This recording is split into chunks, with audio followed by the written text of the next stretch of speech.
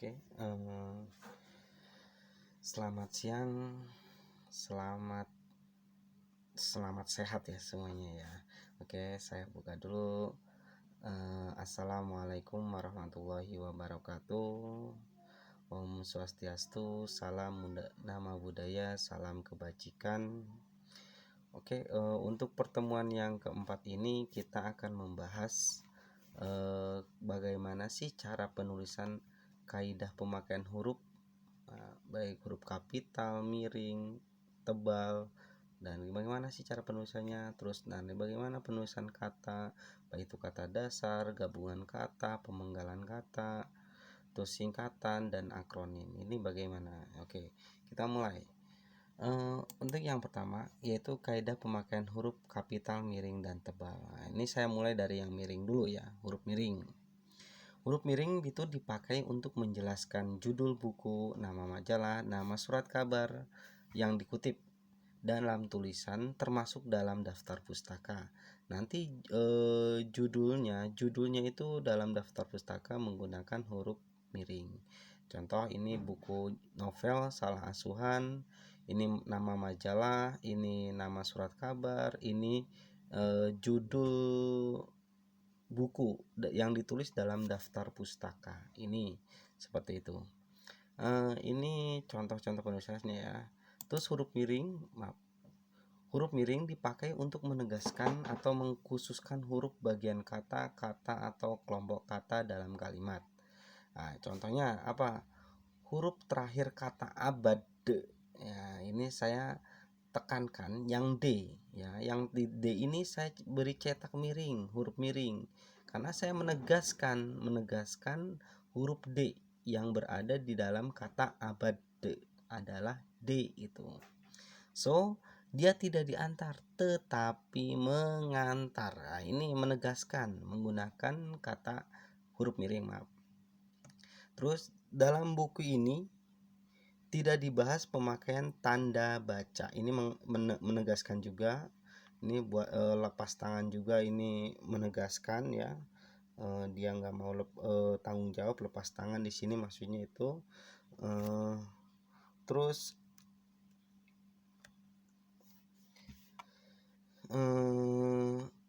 yang selanjutnya, ini huruf miring dipakai untuk menuliskan kata atau ungkapan dalam bahasa daerah atau bahasa asing. Jika ketika Anda mengutip atau mengutip atau menulis suatu kalimat itu bentuknya bahasanya bahasa daerah atau bahasa asing, maka menggunakan cetak miring. Nah, ini contohnya seperti ini. Upacara Feusi-Jeuk, ini bahasa Aceh. Terus nama buah manggis Weltan Caung, nah, bahasa apa itu ya. Terus Bhinneka Tunggal Ika, ini bahasa Yunani apa bahasa Latin ini saya lupa. Ini pokoknya ini bahasa asing ya, Bhinneka Tunggal Ika, makanya ditulis cetak miring.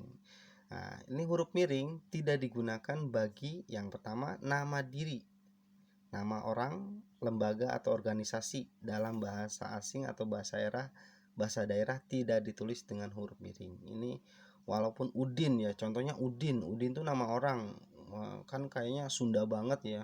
Itu bahasa daerah itu nggak boleh dicetak miring. Apalagi Marcio itu kan identik dengan Jawa ya.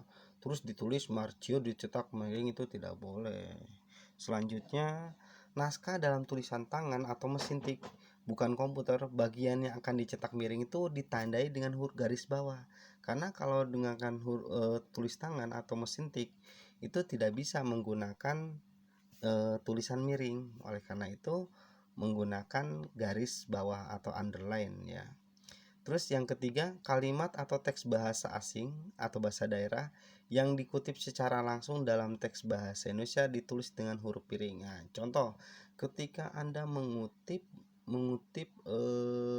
pendapat lah, itu pendapat itu menggunakan bahasa daerah atau bahasa asing, maka itu menggunakan cetak miring. Oke, selanjutnya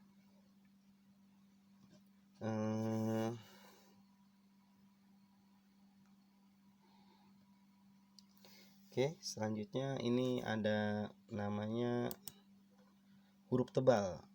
Huruf tebal dipakai untuk menegaskan atau bagian tulisan yang sudah ditulis miring. Jadi setelah dicetak miring, ditulis miring ini maka dicetak tebal. Contohnya, saya di sini tidak menegaskan Ramadannya, tapi saya menegaskan DH-nya loh. DH bukan BH. Huruf DH seperti pada kata Ramadan tidak terdapat dalam ejaan bahasa Indonesia yang disempurnakan. Maksudnya di sini DH di sini ya saya cetak tebal ya. Dan walaupun semuanya saya cetak miring, tapi yang saya tegaskan di sini DH-nya saja.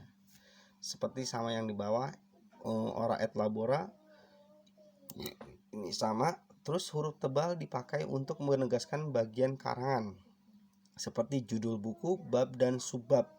Ya ini contoh judulnya misalnya pemerolehan bahasa, pemerolehan bahasa ini menggunakan cetak tebal karena judul, latar belakang, rumusan, tujuan, manfaat ini menggunakan huruf tebal. Nah, huruf tebal tidak dipakai untuk menegaskan atau menghususkan huruf, bagian kata, atau kelompok kata dalam kalimat. Ini tidak digunakan ya, khusus gitu, bukan. Selanjutnya huruf kapital. Saya akan menjelaskan dengan huruf kapital. Huruf kapital ini dipakai sebagai huruf pertama unsur nama orang termasuk julukan. Contohnya Amir Hamzah, Dewi Sartika, atau julukan siapa ya? Misalnya Om Tomo ya, Om Tomo. Kalau diikuti nama orangnya, Omnya itu kecil, O-nya itu kecil. Tapi kalau tidak diikuti nama, maka menggunakan huruf kapital Omnya.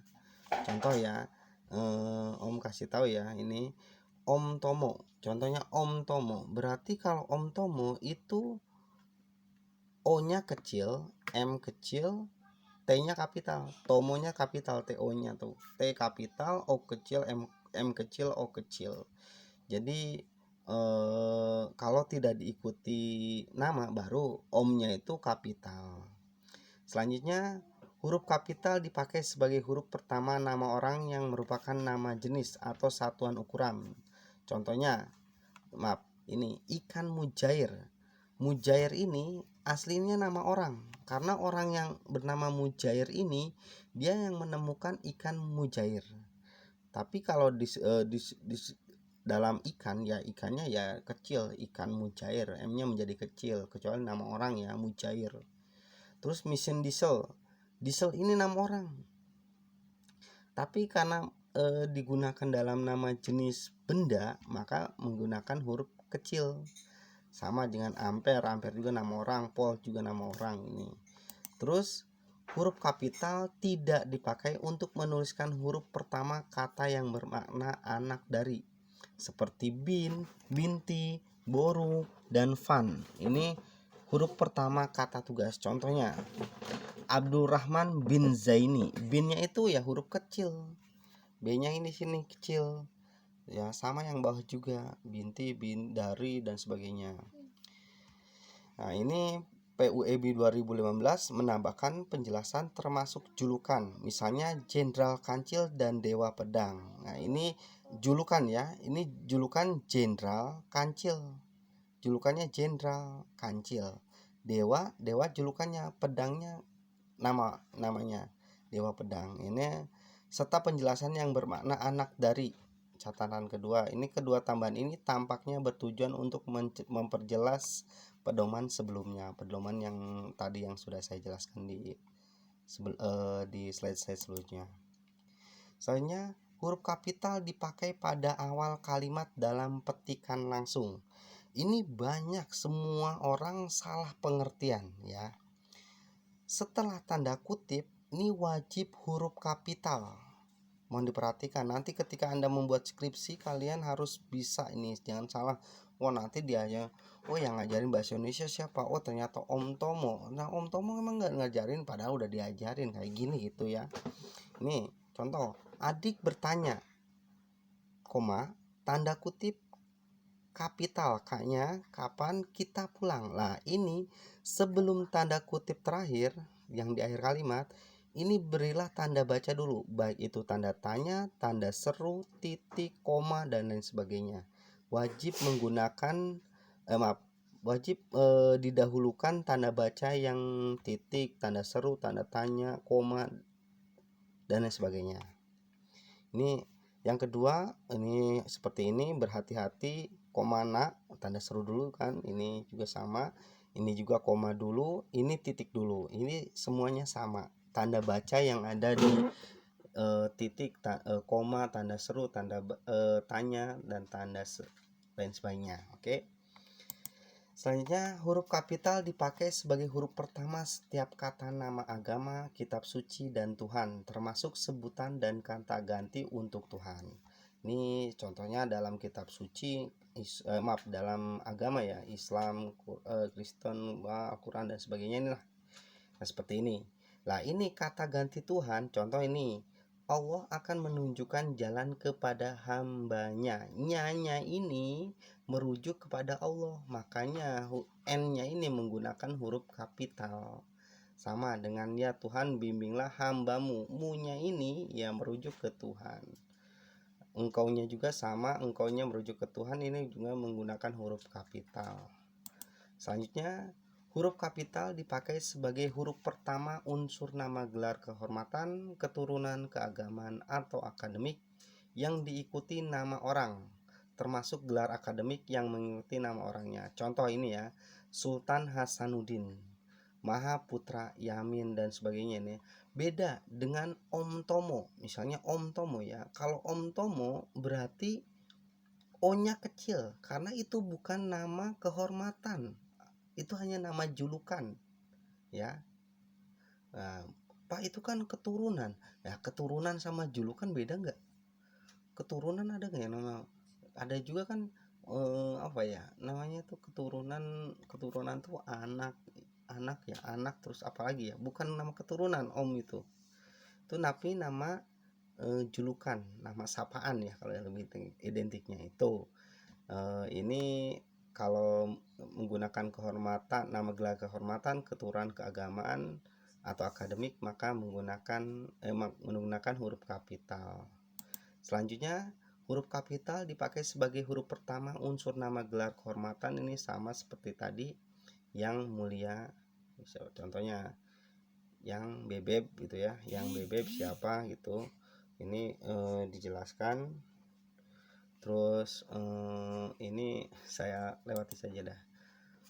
Huruf kapital dipakai sebagai huruf pertama unsur nama jabatan, nama pangkat yang diikuti nama orang. Contohnya Wakil Presiden Adam Malik, Presiden Joko Widodo, dan sebagainya ini ya.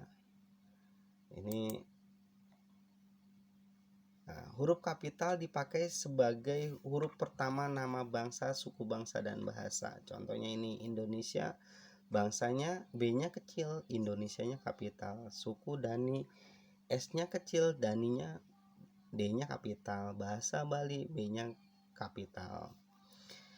Kecuali huruf kapital tidak dipakai oleh nama bangsa, suku bangsa dan bahasa yang dipakai sebagai bentuk dasar kata keturunan, tidak ditulis dengan huruf kapital. Contohnya pengindonesiaan.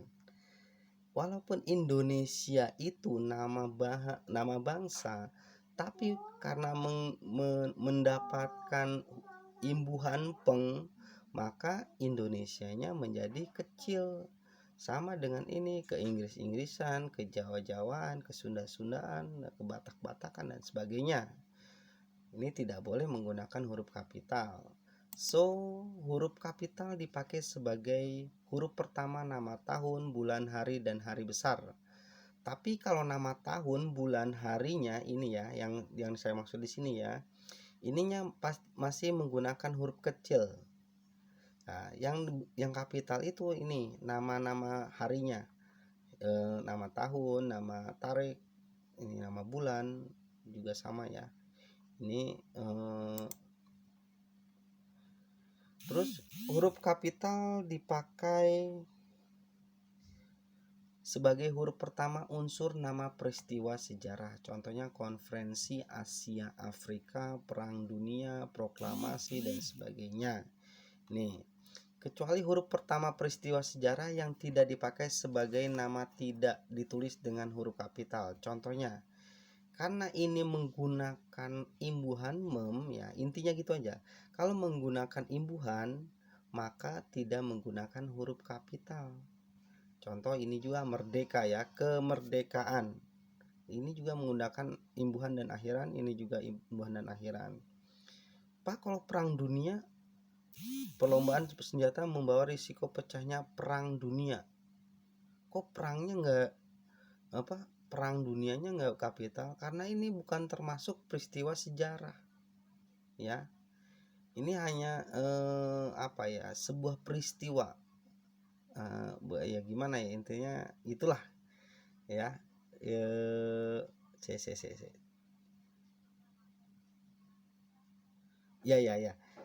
Ini karena ada identitas dunianya, maka tidak menggunakan huruf kapital. Oke.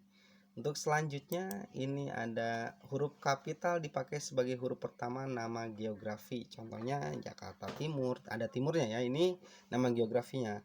Tenggara, kecamatan, kelurahan, kidul, tinggi, Gang Kelinci, Jalan Sulawesi. Ini tidak menggunakan huruf kapital. Selanjutnya huruf pertama nama geografi yang bukan nama diri. Contohnya berlayar ke Teluk. Ini berlayar ke Teluk, mandi di sungai. Ini walaupun intinya ini nama tempat ya. Berlayar ke Teluk ini tapi penggunaan untuk nama diri. Jadi tidak digunakan. Ini menyeberangi selat, berenang di danau, ini cuman peristilahan ya. Peristilahan, jadi tidak menggunakan huruf kapital. Huruf pertama nama diri geografi yang dipakai sebagai nama jenis tidak ditulis dengan huruf kapital. Contohnya jeruk Bali, kacang Bogor, nangka Belanda, petai Cina dan sebagainya. Ini walaupun nama daerah tapi tidak digunakan dalam nama daerahnya, tapi cuman penamaan jenis. Jadi tidak menggunakan huruf kapital. Terus nama yang disertai nama geografi dan merupakan nama jenis dapat dikontrasikan. Ya. Kontrasikan. Dapat dikontraskan atau disejajarkan dengan nama jenis lain dalam kelompoknya. Ini silahkan dibaca sendiri ya. Ini oke. Penjelasan PUEB 2015 menambahkan cara pembedaan unsur nama geografi yang menjadi bagian nama diri, proper name, dan nama jenis common name. Ya, ini tidak menjadi penanda kalian dalam menulis nanti. Huruf kapital dipakai sebagai huruf pertama semua kata, termasuk semua unsur bentuk ulang sempurna. Contohnya bentuk ulang sempurna itu seperti ini nih.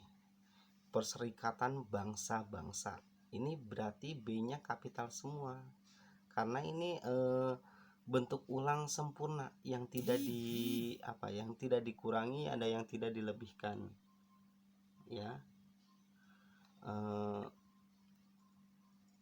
Selanjutnya, huruf kapital dipakai sebagai huruf pertama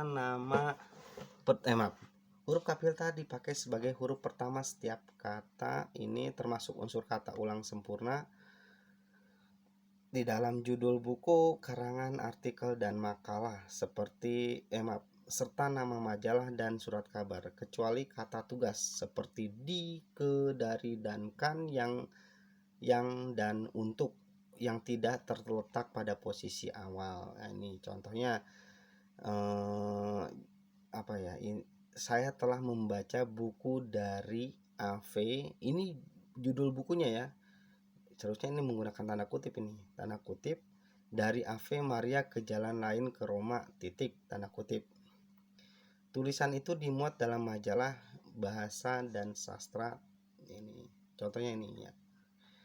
Selanjutnya, huruf kapital dipakai sebagai huruf pertama pertama unsur singkatan, nama gelar, pangkat, atau sapaan. Bisa Anda baca sendiri, ini singkatan-singkatan gelar dan pangkatnya. Terus huruf kapital dipakai sebagai huruf pertama kata penunjuk hubungan kekerabatan seperti bapak, ibu, kakak, adik, dan paman. Seperti yang tadi Om bilang ya, kapan bapak berangkat? Karena tidak diikuti nama orangnya, maka B-nya ini kapital. Beda lagi, misalnya kapan bapak Tomo berangkat? Nah, maka karena ini ada kata nama orangnya, maka B-nya ya kecil, bapaknya. Karena ini tidak ada nama orang, maka menggunakan huruf kapital. Kapan bapak berangkat? Tanya Hasan. Dendi bertanya, itu apa bu? Nah, silakan duduk D. D ya ini ya. Tapi tulisannya dik. Tapi dilafalkannya D.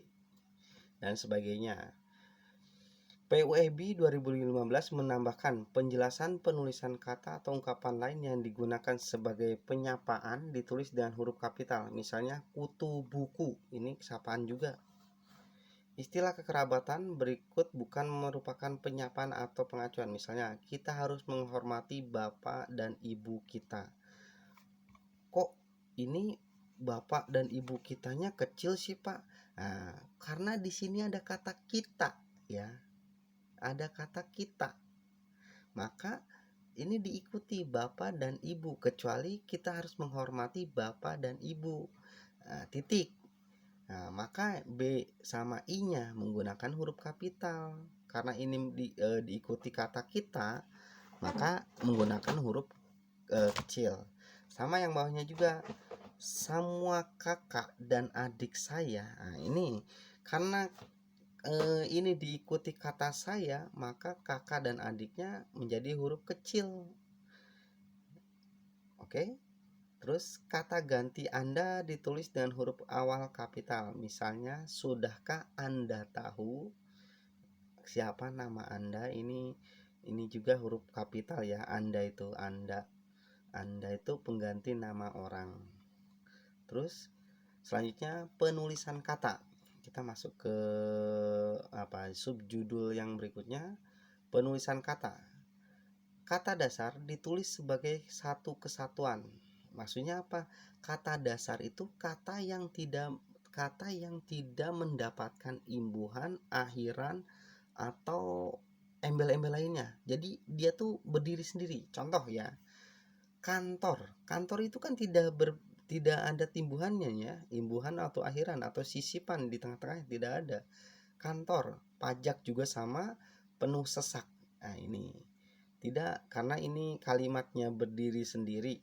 Jadinya dalam kalimat ini kata-katanya berdiri sendiri atas kata dasar.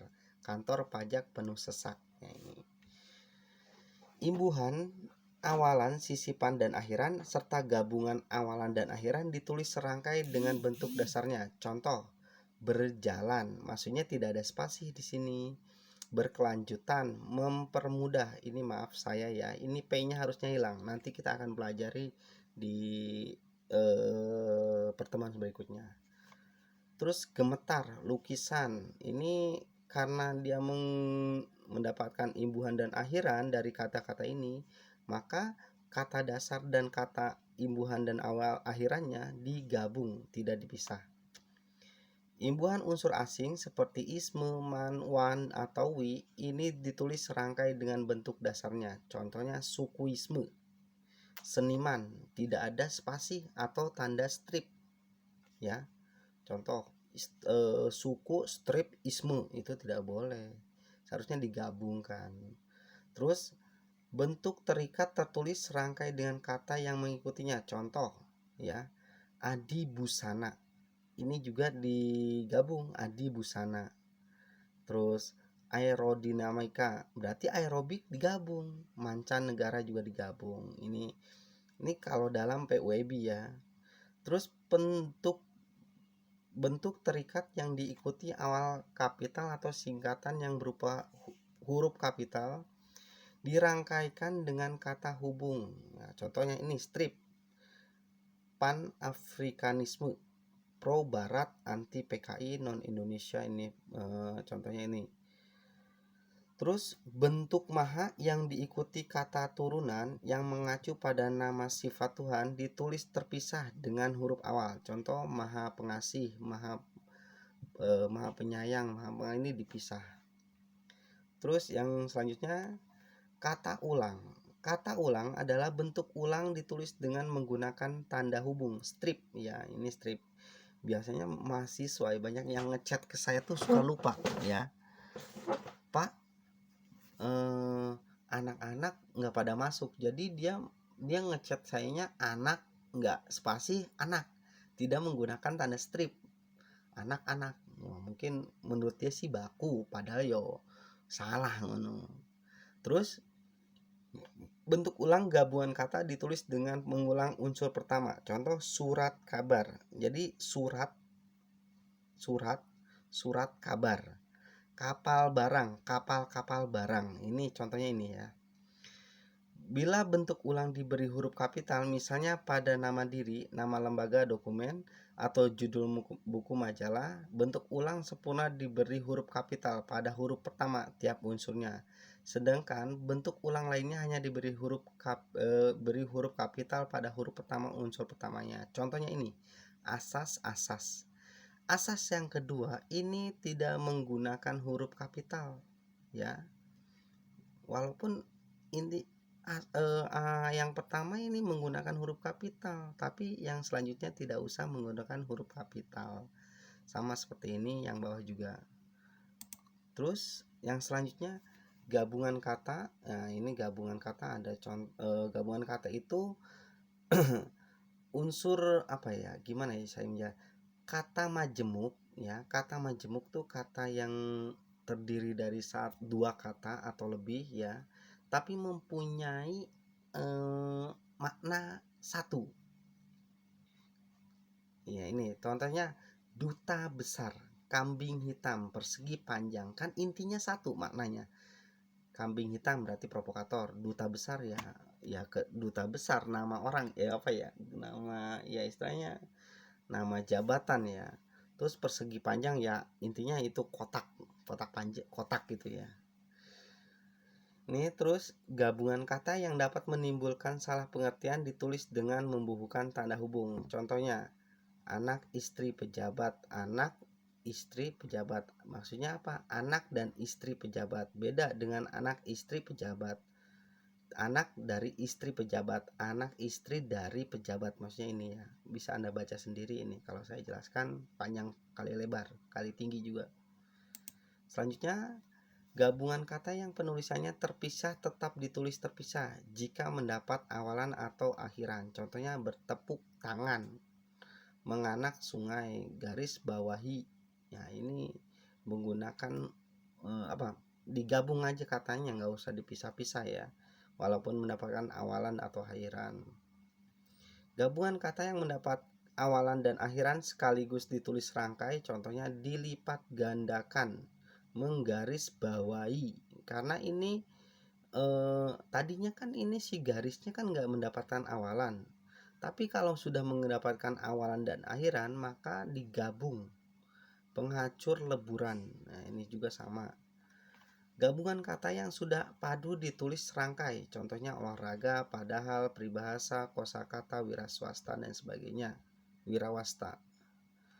Selanjutnya maksudnya ini sudah padu tuh yo apa ya gimana ya, sudah padu tuh yo maknanya itu satu, nggak ada makna lain, maksudnya itu. Pemenggalan kata ini biasanya pemenggalan kata tuh adanya dalam penulisan manual dengan tangan ya. Ini berdasarkan apa sih namanya itu waktu itu suku kata. Pemenggalan kata itu berdasarkan suku kata. Contohnya apa? Buah, buah. Berarti ini dari dua suku kata. Main, niat, saat. Nah, ini menggunakan huruf diftong a, i, u, a, ai, au, ei, dan oi tidak dipenggal. Contoh pandai. Tidak bukan ya. Ai. Nggak bisa ya. Au, la, au, dan la. Aula itu nggak bisa ya. Ini dibaca sendiri aja yang bawah. Terus pemenggalan kata turunan sedapat-dapatnya dilakukan di antara bentuk dasar dan unsur membentuknya. Contoh berjalan, mempertanggungjawabkan, membantu. Ini berdasarkan apa ya? Tadi yang saya sebutkan suku kata. Pemenggalannya berdasarkan suku kata. Ini pelajaran CD ini ya. Selanjutnya pemenggalan kata ini masih sama ya, apa ya istilahnya,